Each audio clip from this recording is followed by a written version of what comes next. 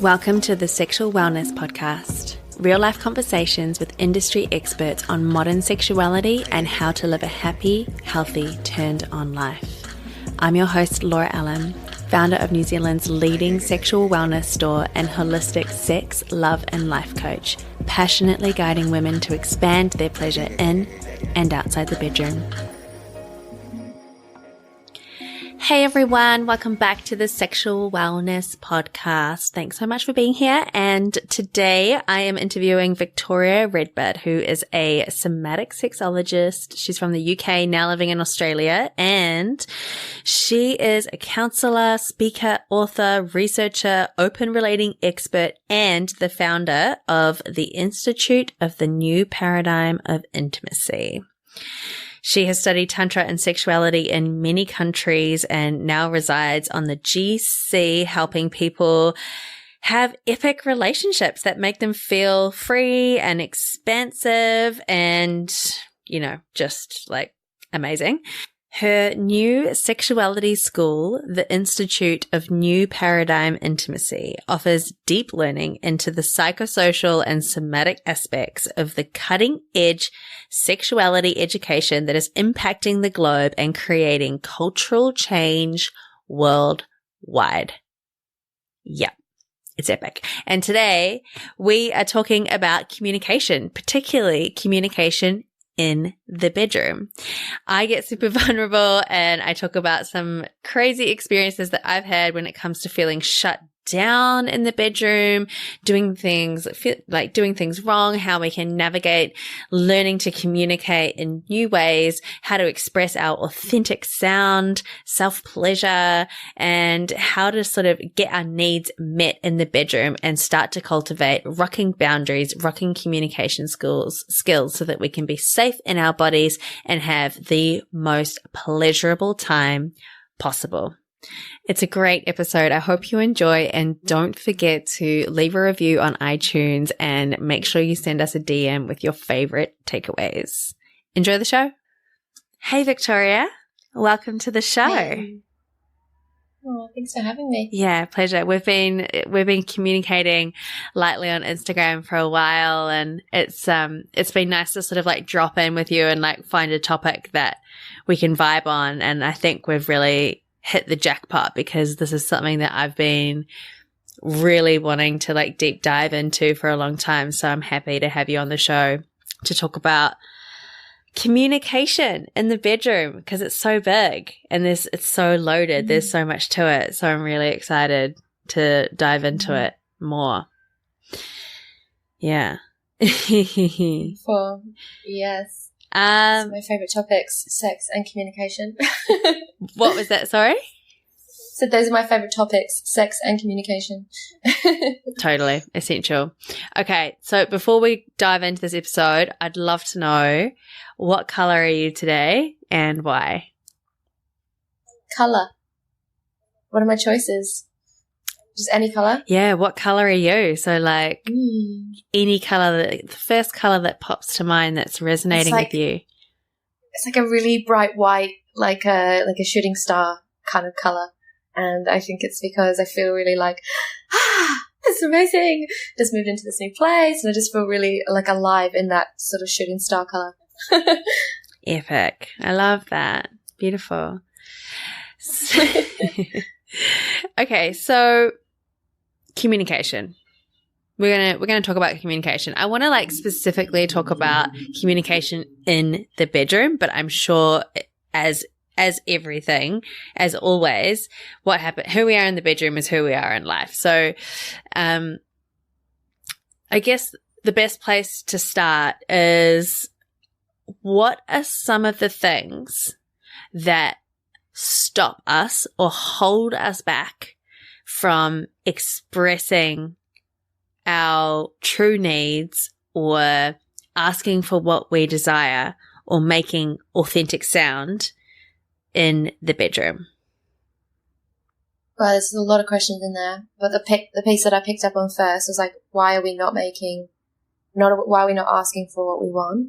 And the first thing that pops into my mind is two things. One, we don't know what we want, and the second one is scarcity. So it's like, I think for men and women, it's like like when we finally get to a space when we're like, wow, I feel super open and comfortable to be with this person, and I feel like I want to be with all of them, and I want to actually connect sexually and share my energy. There's this idea that it's like, it's taken such a long road to arrive at this place where I feel so open and vulnerable that I don't want to ruin it. You know, and this is when it's almost like this, like, I almost see like a beautiful dance, and then people get into bed and then they just like rush this experience. And I talk a lot to people about how that cannot happen. How can we really slow down? Because when the arousal and like this primal energy, that like almost like animal energy inside of us kind of gets a space to really be free, it feels like, oh my God, this never has a space in the world. Like I'm going to like rush it. But it's actually like when we start to wear this like primal animal energy in everyday life and just start to move with our body and lead with our body instead of our minds, we actually, when we show up in the bedroom, that sort of reflects that too, because we're not then rushing going, okay, we're just going to like, it's getting so heated and we're just going to have this amazing experience. It's going to be over before I even know it. So yeah, when we start to embody that animal primal nature and our bliss and our pleasure state in every moment, it's like we're not just limiting our pleasure state to this, you know, few minutes that we have in the bedroom. I want to like go more into this like scarcity piece as well, because there's something scary about asking for what you want or just communicating in the bedroom. Like, why is talking while having sex so scary? I mean, like, I have a lot of clients come to me who just really like tell me about their sexual experience being very tense and very, very quiet. And even when it comes to making the smaller sounds, there is so much resistance and so much kind of feels so bottled up inside. And so what is it why is it so scary to kind of pop that and come out and just, you know? Yeah. I think you nailed it with that sound, like, rah! You know, like how often do we get to be like that in life? Like, it's like this part of us that we're, you know, that has a time and a place almost, you know? And like the more we can be in this, like, playful energy is really, even difficult for some of my clients to be in too, because that playful, like flirtatious, fun, childlike energy can make people feel really like out of control. So what I'm feeling is that when people are, you know, having this quiet mouse-like sex, it's like, it's a piece of like not fully tapping into all the aliveness that's there. So there's like an idea that sex has to be in a certain way. And I mean, my invitation is always like, how can we let sex be any way that it shows up? You know, we could just be like rolling around in a ball of laughter if that feels like what is authentic, or it could be really serious and intense and really powerful. And also there's like, I guess actually I talk a lot about this too, is like when we step from desire, which is like how I feel about someone visually and how I like to connect with them and what they mean to me and how they fit into my identity and when I connect with them and all those pieces. So it's like when we're at that stage, it really matters like what the person looks like and, you know, what shoes they're wearing and like all these pieces that really matter at this stage. It's very ego based. But then when we like, if we want to step into the arousal piece, we actually have to let go of all of that stuff. And we have to really just be with the soul of the person that's in front of us. And the piece that I find about this is actually like, we never know what we're going to bump into when we come into our arousal. Like my arousal changes all the time. Sometimes my arousal is like, I just want really deep and slow and meaningful lovemaking. And sometimes my arousal is like very animalistic and wants to like, you know, rah, and like have that kind of, you know, childlike fun energy. So it's really dependent. Like you never know what's going to come through, because I think like the arousal is like what is bubbling underneath the surface. And that changes from day to day, minute to minute, hour to hour. So we can't really predict. So I feel like that quietness is like, if I come out and show what's alive for me right now, will it be matched? And we can never tell. You know, I could be in a really like fired up, you know, like roaring kind of mood, and the person I'm connecting with maybe wants more like slow lovemaking. And, you know, this is when the communication piece comes in. And as we go into that part, I want to talk about communication beyond words with that too. Yeah, epic. We will absolutely get into that. Because it's funny, it's like we have this expectation of what our sound should sound like when having sex, and it comes from pornography and like the and the, you know, those sex sounds.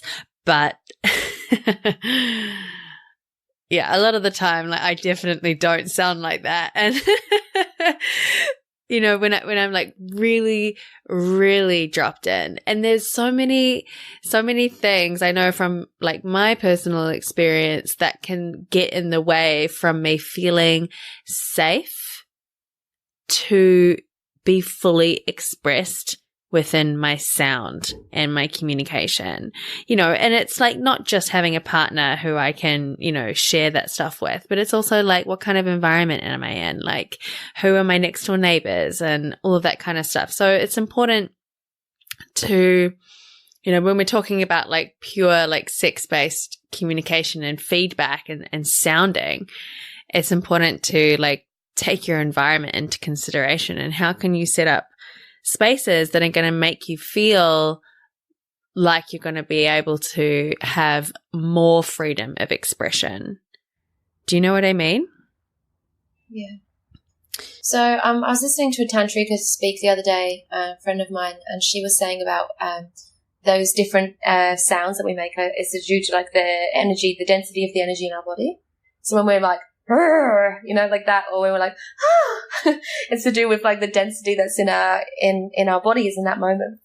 So it's like, again, not attaching meaning to that, you know. So like, you know, some days it might be, it's not like a linear experience. Like you start off more in the growling, and then it gets more higher pitch. The more you raise your vibration. It's just like understanding that everyday experiences and all the things that are happening in our life are going to affect that expression. And being fully okay with being seen in whatever that expression is.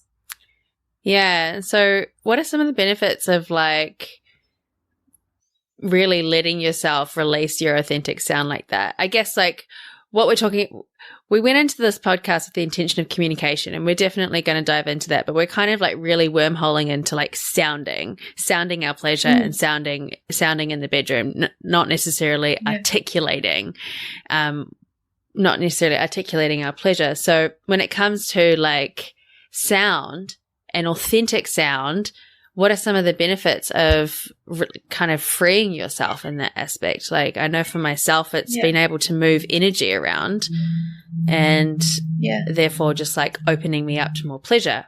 But in your experience, what do you find it can do?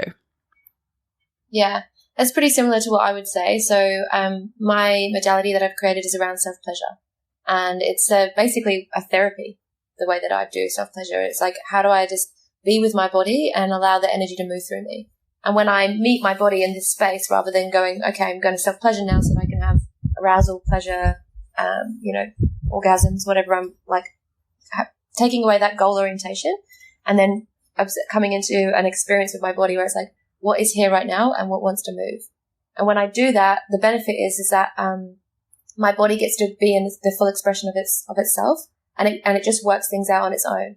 So I don't actually have to process things and go into like, oh, you know, I'm upset right now because this happened to me when I was 5 and now this is happening. You know, it's like instead of going into the trigger and the story of like making meaning out of everything, which is like a human condition, it's like, how can I just allow the body to do its thing on its own?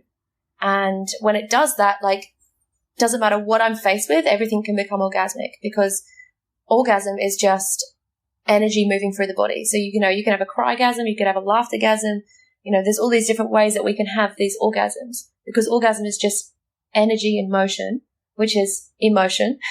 So what we're doing is just letting these emotions and the energy move through our bodies. And when we start to realize that there is actually no good and bad emotions, and we can have like anger, sadness, fear, joy, all those things just move through our bodies by using sound, breath, and movement, everything can become orgasmic.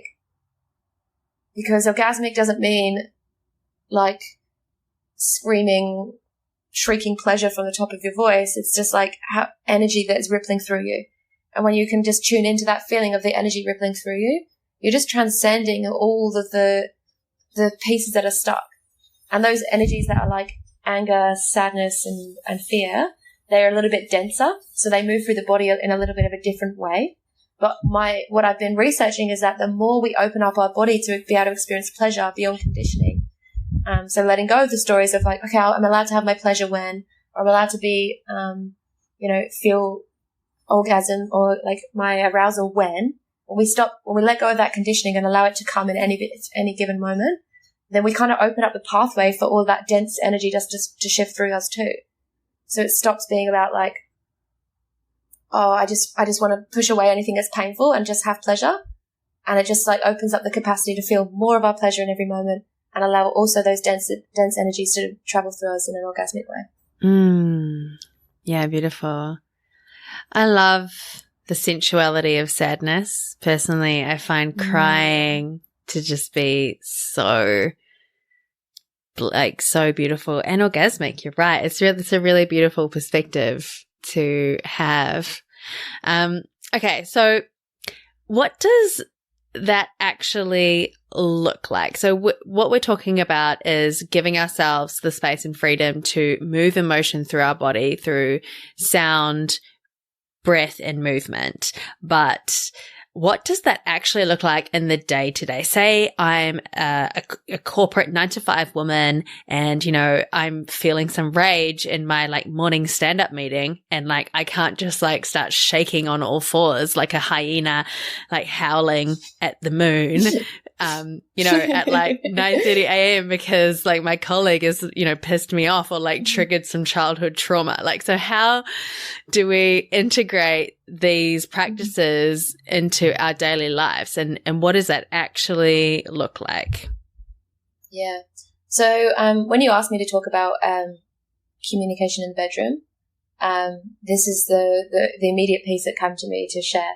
So I have this theory that I've written about in my book called Becoming the Stronger Mirror. And when we become the stronger mirror, we get to utilize our practice in everyday life. So visualize that your self-pleasure practice, the one that I'm talking about, is the same as sitting in your meditation in the morning. So you wake up in the morning and you've got like as humans, like energy is just moving in our bodies anyway. So that emotion, maybe it's sadness, maybe it's fear, whatever those things are, they're always going to be moving through the body because that's the human experience. Nothing even has to happen to have us feel those things. We're just tapped into energy and happening around us in every moment. And so things are just traveling through our bodies. So if I wake up in the morning and I go to work and someone triggers my childhood trauma, and I haven't done anything in that morning, I'm just going to be hit by it because all these other energies are already traveling through me anyway. And then that impact from that person is just attaching to all this energy that's in me already.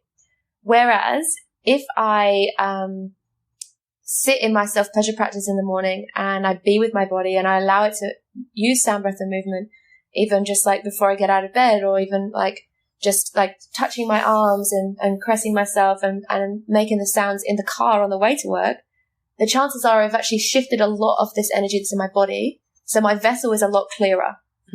So I'm just a bit more open and I'm a bit more aware of like where my edges are because I've already moved everything through my body.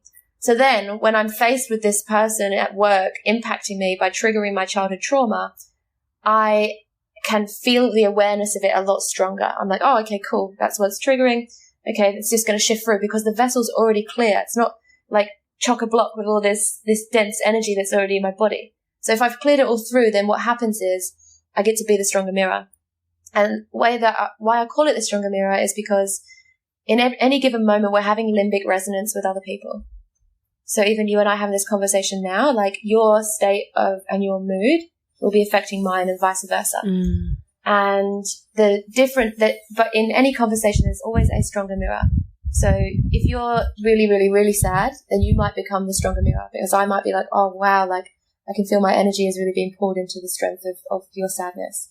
But if I'm really upbeat and you're only a little bit sad, perhaps you might go, oh, actually, I'm feeling a bit more upbeat now because Vic's so happy. So it's like this limbic resonance that's happening in every moment. And when we're going into places in the world where we can't, get on the floor and be the hyena and make the sound, breath, and movement, we really need to make sure that the vessel is even clearer. So, when the boss comes in and starts saying like, you got to do this and this needs to happen now and you should have done this 5 minutes ago, like, your body is not as can breathe. You'll be aware of your breath a lot quicker when you've cleared your vessel, and then you're able to actually calm them down rather than be impacted by and go, okay, all right, I've got to fix everything right now and do everything they tell me to do. So it's like you can actually separate your limbic resonance from them a lot easier when you step into this space. Yeah, that was awesome. Thank you for that. So I guess we're going around in circles, but this is really good. I just want to I want to take these practices and take them back into the bedroom. Okay. So now we've like talked about the day to day, integrating it into daily life. And then say, for example, I'm in a relationship or I'm seeing a lover and, you know, we're in a pattern of having like very stiff, quiet sex. How do you then shift into a state of wanting to be more expressed? Because you get into habits and you get into patterns, and it can be really, you know, it's like you can't just expect to one day well, maybe you can actually just sort of like, maybe you can now that I said that out loud. But, you know, how do you kind of shift from an old habit into a new one, especially with something like this that can feel really scary and really vulnerable? So I know this is what I answer to everything, but I am the self-pleasure woman. So it is about coming back to our self-pleasure practice, because you will not be able to meet your partner or your lover in that ecstatic openness until you meet yourself in that ecstatic openness. So it's about like when you start utilizing your self-pleasure practice as your space to really go to all those places that you want to be met in and meet yourself in those places, then you can open up to other people really easily. And it's just going to shift naturally, because you won't be able to, because you're actually resensitizing your body when you're actually self-pleasuring, because you're getting to feel that you're not actually waiting for someone else to bring you pleasure.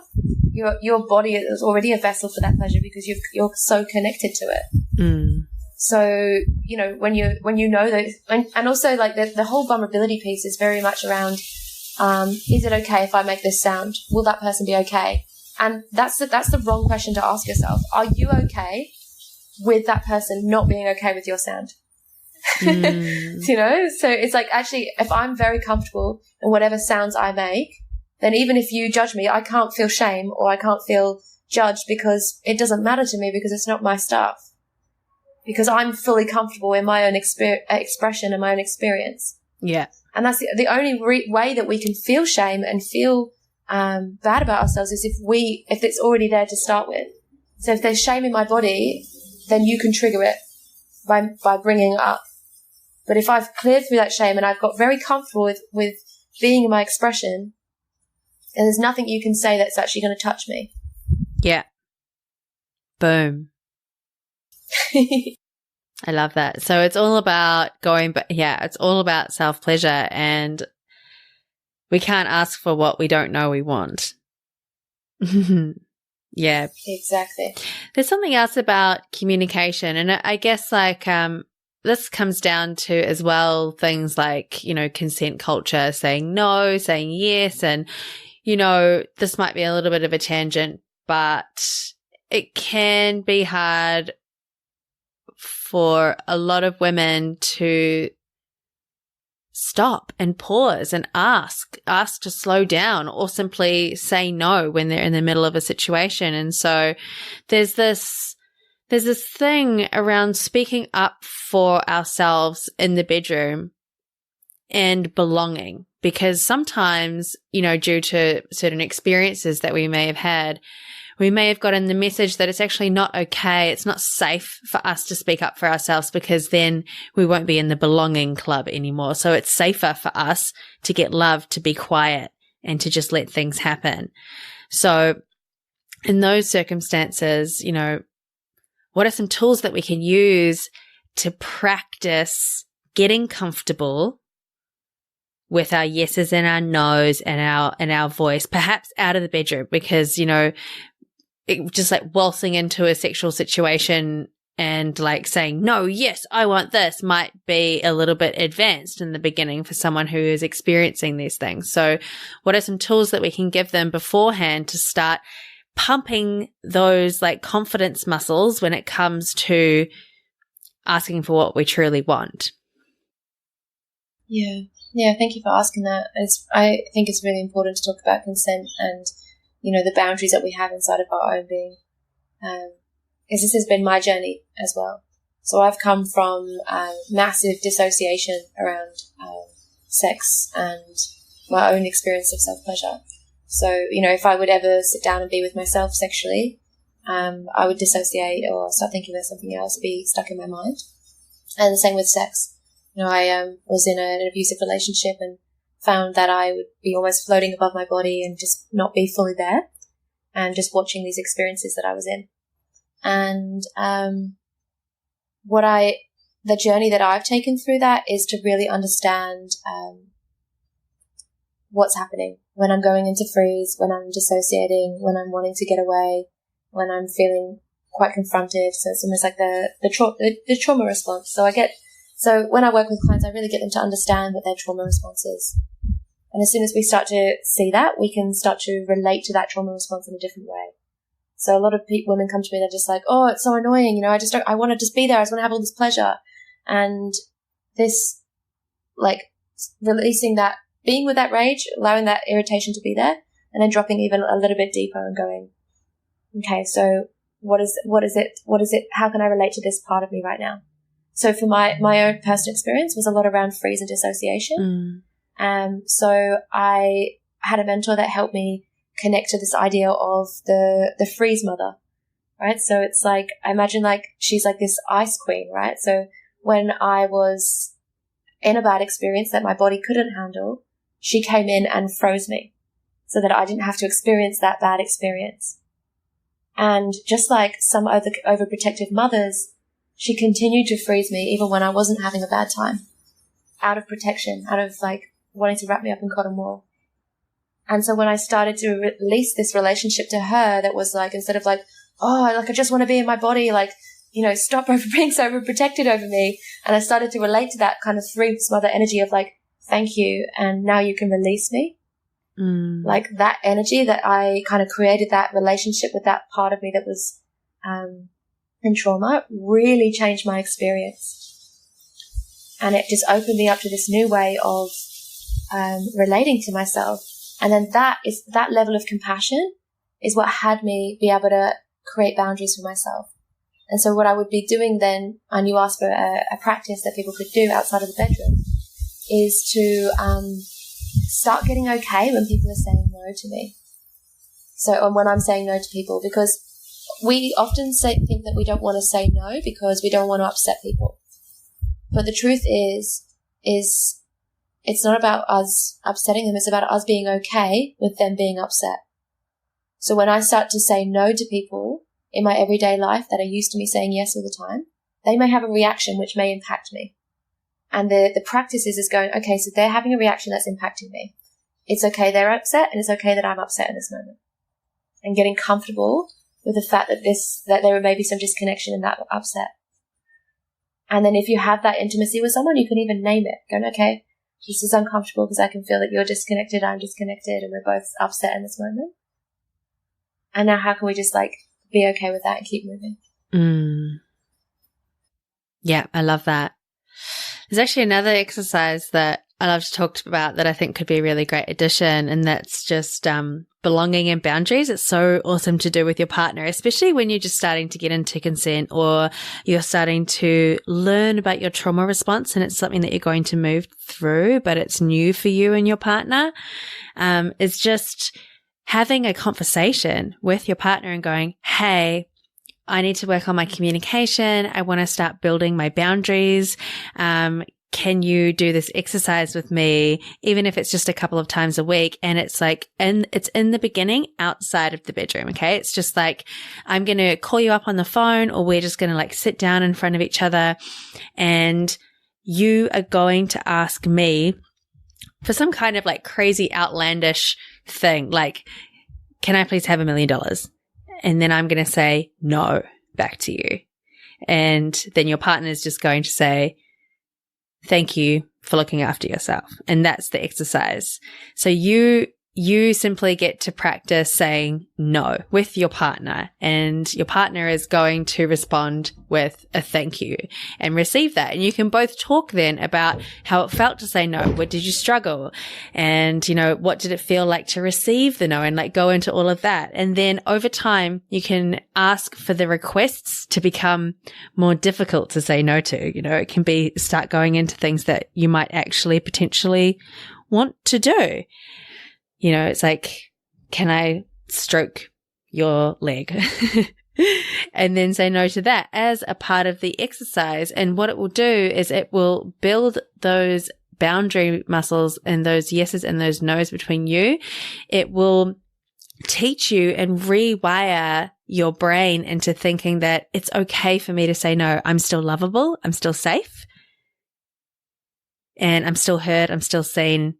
And I can still journey with this person. And I think a lot of the time, once we really start to learn how to say no and like love saying no and feel comfortable in our no, and when another person receives a no from you or a slow down even, just the simple act of being heard and respected in that is such a turn on. And then all of a sudden it's like, go faster. Like, thank you so much for listening to me. I love you. Ah. Beautiful. Yeah. Yeah. I really love that. Yeah. Yeah. I think the verbal piece is really important because, like you said, it is often the throat that's sort of, struggling to come out and say no or say yes or whatever or enjoy the sound. And then, I also think that when people are traveling these trauma responses, it can be a little bit difficult. So one of the things I often tell people to do as a precursor to that is to have some signals. So like have something with your partner that says, hey, like I've noticed I have this thing where I might go in and out a little bit. So if it's okay with you, I just want to like tap you on the shoulder if I want to slow down or if I want to stop. Just like creating little codes. And obviously like doing that before you step into a sexual experience is really powerful. Yeah. And we can really slow it down. I love that so much. Yeah. Like, having, a little like secret code language to use that isn't with voice, especially in the beginning, is so awesome. I wanted to like also talk about, I guess, going back into a sexual context that's slightly more playful, but when you're receiving feedback, it's like, okay, I'm in bed and my partner and like me and my partner are exploring communication and asking for our desires. And, okay, I'm going to be honest and like talk about this from a personal experience. Is just like receiving feedback. Like, I know that sometimes I struggle to ask for what I want because I don't want to upset the other person, which is hilarious because the other person really, really wants me to give feedback when actually I'm just scared of getting feedback from that person because when I do, I shut down. Lol. But, yep. It's just like, he actually wants me to do it this way. And then I feel like shut down instantly. Like it's like a sense of rejection, or, it's like, oh, I've done something wrong. I'm so bad in bed. I suck at this. Like I'm just like useless. And, like the stories just go crazy and I'm in my head straight away. My turn on is gone. I have this like overwhelming sense of, just like, like shame almost. And like the insecurities run wild if I feel like I've been doing something wrong in the bedroom.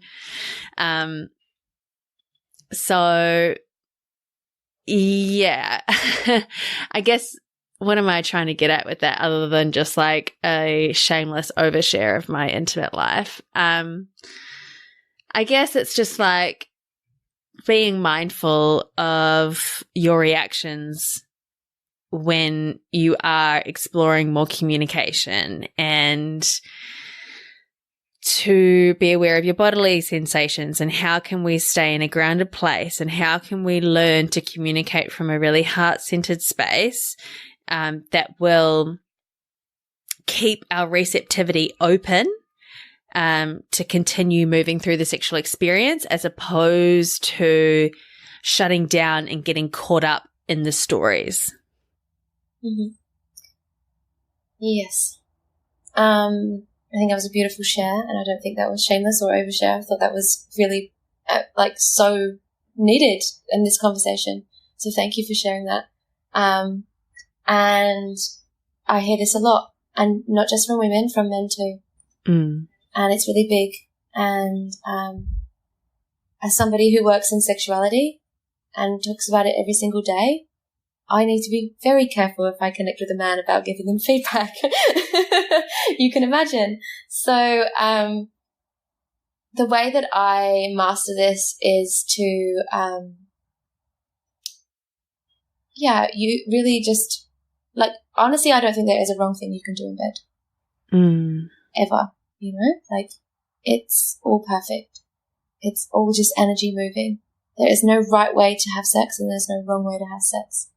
And it's all just play. It's like wrestling, Yeah. And it gets to be that, and it gets to be all the things that we want it to be, and all the things that we don't want it to be too. So we allow that just to be in the space as a way of being. And then we create the conversations to go to actually change our breath. So if I find that, I spoke a bit earlier about being the stronger mirror. So I can also use this when I'm connecting with somebody too. So if I feel like I am having an experience with a man that I'm not enjoying, I can change my breath without even having to communicate any words to him. He's going to pick up on what I'm doing. So if I'm really changing my breath and really slowing it down, for instance, then my whole body is starting to change. And this just connects to his limbic resonance again. So if we're connecting to each other's limbic resonance, which is what's happening during sex.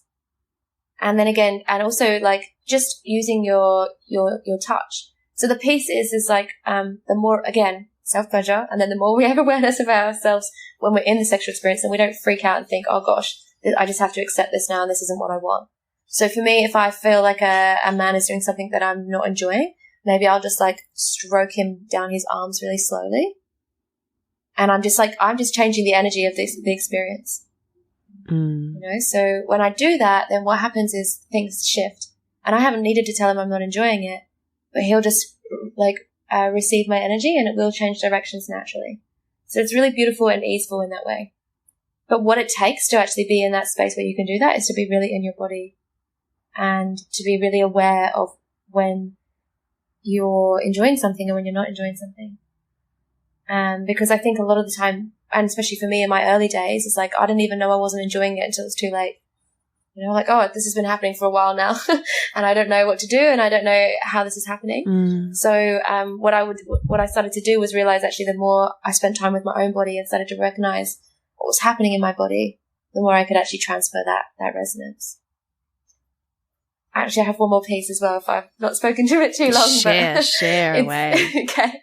So the piece is as well that the way that what happens is when we start to be with our own bodies, that we start to locate the safety inside of ourselves rather than looking for safety around others. So something that's been really obvious to me in the last few years of my life is that earlier, a few years ago when I'd be having sex, I would be opening and becoming more vulnerable, and as I was, getting it deeper into lovemaking, and I would locate the safety externally, oh cool, this person is a safe person, I can open. And what I got for myself was actually, the more I became more embodied and I understood sexuality, is that the safety is always in me. So even if I'm met by somebody who I can really, be in all of my archetypes with and be in all the parts of myself and all of my flavors, the safety is still within me. So as I'm opening to this person, I'm not letting my safety become an external experience. It's still anchored with it deeper inside of myself. Does that make sense? Yeah, totally. And I love that you've added that in there. I think knowing that you have the power within you to be safe within any experience with anyone, and you know how to communicate, you know how to set a boundary, you know that you are safe in your body, it gives you the permission to drop really deeply into experience, and you're not giving your power away, relying on somebody else to maintain that quote unquote safety for you. Beautiful. Yeah, epic. And I love what you were saying before as well. That was really a great share, because that it just feels so my whole body relaxed, because that playfulness around it all, and also the self-compassion, and we don't always have to be in a sexual experience like outrageously turned on, going for the goal, you know, like push, like just move through it, flow through it like a dance. You'll hit a plateau and like love that and indulge in that. Have a rest, take a break, laugh, talk, like go to the toilet, have some water, just like chill, stop. Don't expect the whole experience all the time to be this like constant upward curve, and instead just relax and be with it and be in your body like you're saying, and know that it's okay and totally normal for it to go up and down and to the side and around in circles. And yeah. Where does sex stop and where does it start? I don't know. It's all sex. Yeah. Amen to that. It is. It's just making love to life, honestly. Yes. That's it. It's like when you actually commit to just being in your aliveness in every moment, then there is like you're just in the pleasure state and you're just in the orgasmic state in every moment. Yeah. You know what I wanted to say actually as well, like, you know, we're talking a lot here about like how to be in the body, and you shared in your sharing about how like, you know, all the thoughts come through and all the meaning. It's like once you get the awareness of, okay, oh my gosh, all the thoughts are coming and I'm making it mean this, then you get to like, I have this breath that I do that I just go, and I envision all of those thoughts just coming straight down into my womb because my womb doesn't have a mind. It doesn't make up things. It's just truth and alignment in my womb space, you know? So it's like when I bring it into there, it's like, okay, cool, I can let go of that now. Like my womb's figuring it out. It's weaving it. It understands on a deeper level. There's another consciousness where we don't actually have to be in our mind and be in our intellect. And that's the consciousness of embodiment. And for me, as I've come onto this embodiment journey, it's been like, most of the people I work with and quite intellectuals. And it's like this whole other way of having intelligence. And it's been like, you can almost feel like releasing a lot of what we know to be intelligence in the world that we live in out here.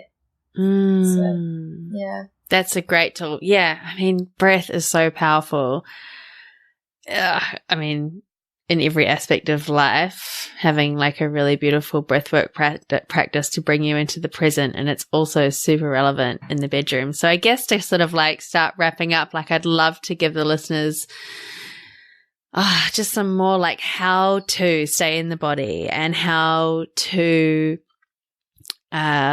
start practicing and to start feeling confident with their sound and their communication skills. Yeah, beautiful. So, again, start saying no to people and feel how uncomfortable that can be if that's something that you're struggling with in everyday life. And journal about it. Journal about it. When you feel it, when it comes up, notice where in your body you feel contracted. So some people it's like tension in the heart. Some people it's like the throat starts to close. You know, sometimes it's like a bit of a shakiness or like a little bit off center, maybe in the solar plexus area. Just figure out where it kind of hits you the most. Or when someone gives you a no or gives you feedback, where does that hit you the most inside of your body? What is this, like the somatic response, the sensations that you're feeling? And then when you are in your self-pleasure practice, just invoke that feeling. Okay, I know that feeling now. Let me be with that feeling again. And when you're being with that feeling, just connect to it. And then just allow anything, any sound, breath, or movement come out when you're being with that sensation. Because you can't go wrong. Like there is no wrong way of doing this. This is the beauty of it.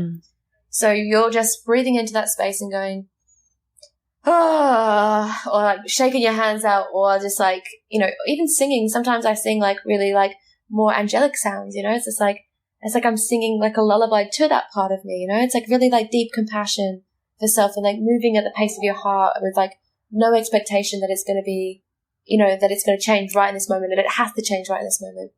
It's like relating to these parts of ourselves in our bodies and these contractions. Like there's a small child that you just want to take care of. Yeah. Yeah. Awesome. I think one of the things that I did as well in the beginning was, I mean, you'll be able to speak to this too, is when I was self-pleasuring is having a really strong intention because it's easy for me, I experienced, and for other people that I speak to as well, it's easy to forget to use our voice. It's easy to forget to really connect what we're feeling in our body to, some kind of like release, through sound. And so to have a really strong intention going in, it's been like, I am going to sound how I feel, and giving yourself permission to release any expectation over what that should look like, i.e. like what you hear on pornography.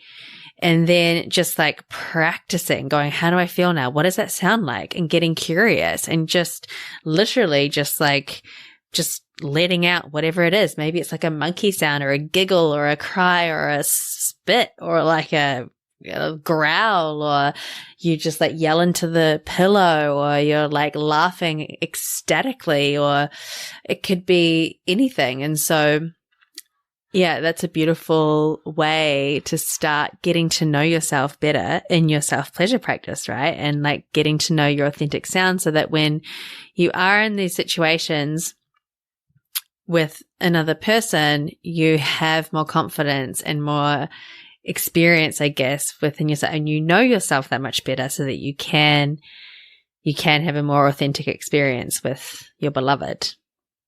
That feels pretty complete to me in terms of like, I think we've got some like solid tips in there. I'd love to, I've got a couple of like quick fire questions I like to ask at the end. So the first one is, how do you cultivate more pleasure in your life?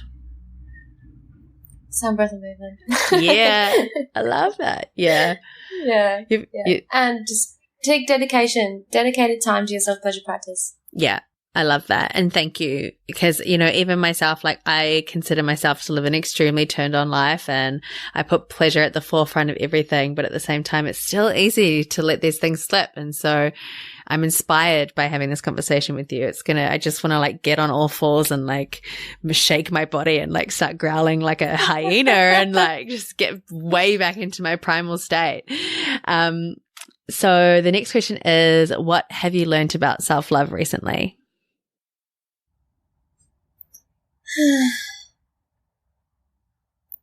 It's a good one. I like that. I have learned that that when I anchor that safety inside of me, that my self-love practice is to fully show up in my vulnerability, whatever that looks like, in any moment, without the expectation of being met in it. It's been really profound for me. So, just like noticing that, so I had this idea when I first started this journey that I wanted to have this utopia where we were all great communicators and we were all, sexually liberated and sexually free. And in the recent times, in this self-love that I've been doing over the last few years, I've recognized that actually a lot of that was coming from this wounding of like, okay, I can be sexually free and liberated and speak my truth when everybody else around me is doing that too. And now I'm sort of in a stage of like, actually, what if I could just do that?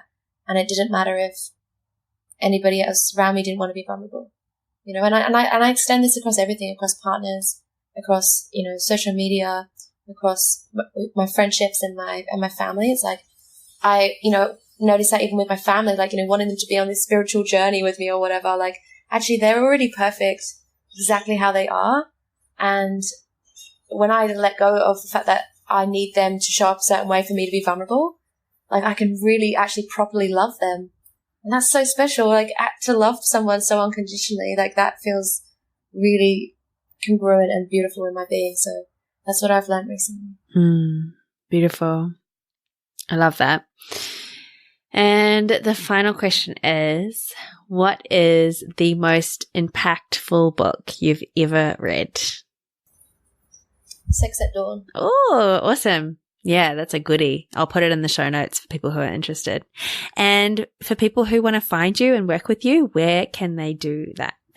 So you can head to victoriaredbard.com, and on there is actually the 30-day self-pleasure challenge, which might be great if you're really resonating with this chat that we've just had, because it has 30 days of activities to kind of get you into your sound, breath and movement and to be with your body and let go of the idea of like, this needs to be pleasurable, this needs to be arousing, this needs to be orgasmic, it's like letting go of all that stuff and stepping into this more embodied way of being. It's helped a lot of women get through, traumatic responses and have better relationships with their partner and themselves. Beautiful. Epic. Oh, maybe I want to do that. I love a good self-pleasure challenge. Yeah. Awesome. Okay, thanks so much. This has been a really valuable conversation. I'm sure people are going to get a lot out of it. So yeah, totally. I've loved it. Thank you for having me on. If you enjoyed this episode, hit like and subscribe or share it with someone who you feel could benefit from hearing it too. My mission is to bring healthy sexuality to the mainstream, so be sure to leave your 5-star review on your favorite podcasting app, because that way this content can land in the ears of those who need it the most. If you're looking for more resources on how to live a turned-on life, check out my website at www.laura-allen.com, where you'll find events, coursework, free downloadable workbooks, as well as my coaching packages. And lastly, I want to thank you for taking the time to prioritize yourself in this exquisite way, because when we do, that's when we can really start to show up for the rest of the world. And until next time, thank you so much for listening, and I'll be back with another episode soon.